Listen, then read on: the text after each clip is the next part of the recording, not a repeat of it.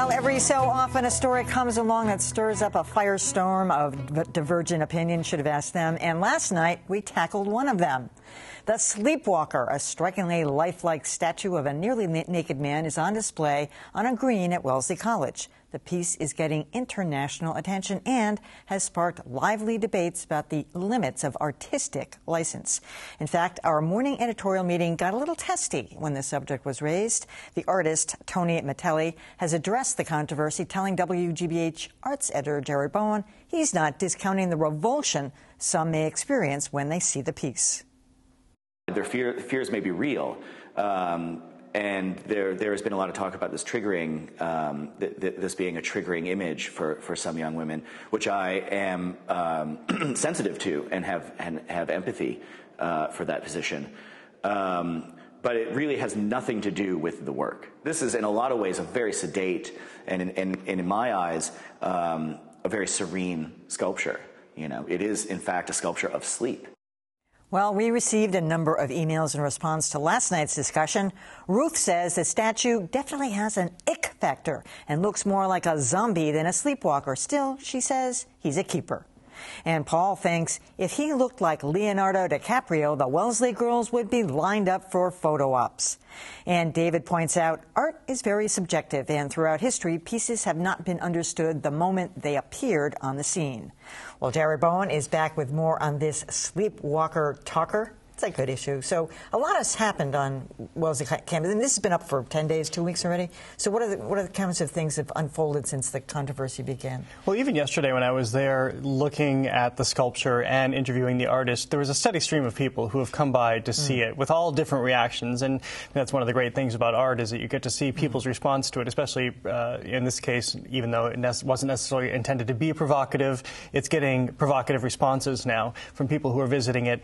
Also, what the museum told me, the Davis Museum, because again, this is a part of a larger exhibition at the Davis Museum, is that they've had 5 times the number of visitors on site, and they've had 10 times the number of visitors online who are visiting the piece right now. So there is a conversation far and wide. And finally, the latest I heard from their press person is that the college does intend to stand by the artist, and the piece will remain out on the campus, again, as part of the exhibition. Well, this has also prompted a number of op-eds in the on-campus newspaper. And one of them, one of them said, the vast majority of Wellesley students had no idea Sleepwalker was coming to the campus. It was this lack of student consent that prompted a cry of distress from students. Is that a fair criticism? They should have notified people, or do you not normally notify people? I mean, this is tough. I think of another recent example that we had, which was the mural by Oscar Maes of the terrorists? Well, yeah, exactly. People thought it was terrorists when really it was an artist who was affiliated with the ICA, the Contemporary Art Museum. They took this great grand space that you see when you enter the Greenway in downtown Boston. It's a boy with his head wrapped in pajamas, and he's all nestled there at bedtime. But people thought it suggested terrorism because of the way his head was wrapped. So this is another example of people who interpret art differently, and there were a lot of people who called for it to be taken down, and I think the city wisely, the creators of this wisely stood by it, as I think they should with Wellesley, that this is a conversation about art that's being had, and it will be here. I think the one difference is this is a private university campus, and they do have to take and they should have notified the welfare of the young women. Should they have notified them? I don't think they should have notified them. This is art programming at the discretion of the museum and the curators. All right, Jared, what else you got? So recently, something very not controversial. This is actually largely enjoyable to look at. Machines and Mechanizations just opened at the Fuller Craft Museum in Brockton. It's all about artists sculpting in color and motion. All right.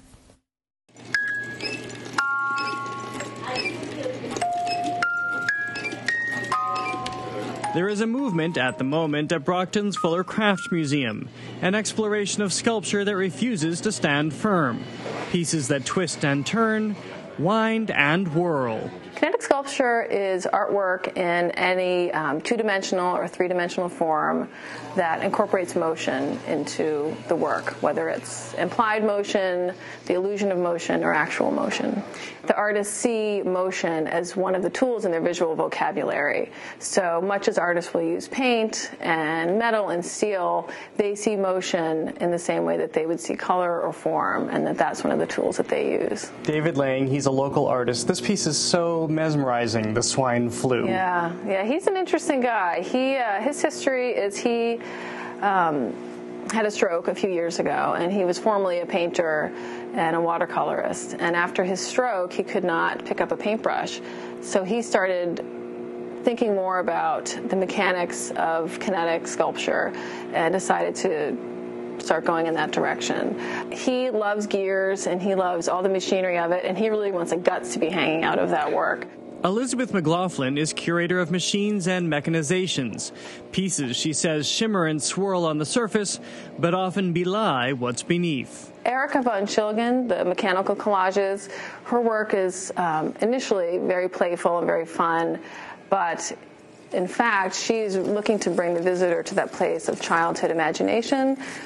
But then the closer you get to them, it's really about nostalgia and a longing for days gone by. And if you turn the crank, it plays a music box. So it really has these connotations of just a lost age.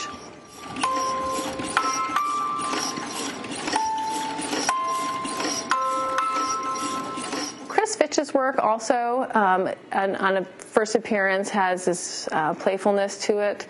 And then the deeper you get into the work, it does have a mournful quality. His Good Dog, for example, when you first look at it, it looks like a rubber toy. And then there's a bulb that activates a pneumatic switch. And the dog collapses onto itself. And there's this sadness that's evoked through that. Mark Davis's pieces here, as the pieces move, the compositions shift. And to him, that's really his message, is the sense of balance and how, as the pieces shift, it reflects what's going on in our own lives and our own quest for balance as things continue to shift and change in our lives. With a start in the early 1900s and a heyday in the 60s, contemporary kinetic sculpture references the past, sculpting in color but also employing fresher technology, like David Lang's Babel, made of doormats, fortunes, and sound. David Lang's Babel, for example, he uses sound, and that's on a motion detector. So as you approach the piece, you start to hear all these voices, and they're layered on top of each other. Be described as natural and unrestrained. He created this piece to suggest the failure of communication that we as human beings have, and how very often we are stymied by how to express ourselves to each other and to listen to each other as well. No stymieing here, though. For the movement, we are mesmerized. Swine flu, I love that. So are people encouraged to actually start things and wind things and grind things, or do you have to let one of the museum people do it? They are. This is you can squeeze. Yeah, you can do everything that you just talked about, and this is something that the artists do take into consideration. So not only are they sculpting in motion and color, but they're also considering what the audience engagement is, especially in Babel, something that might have some societal relevance, how we talk about each other and talk on top of each other.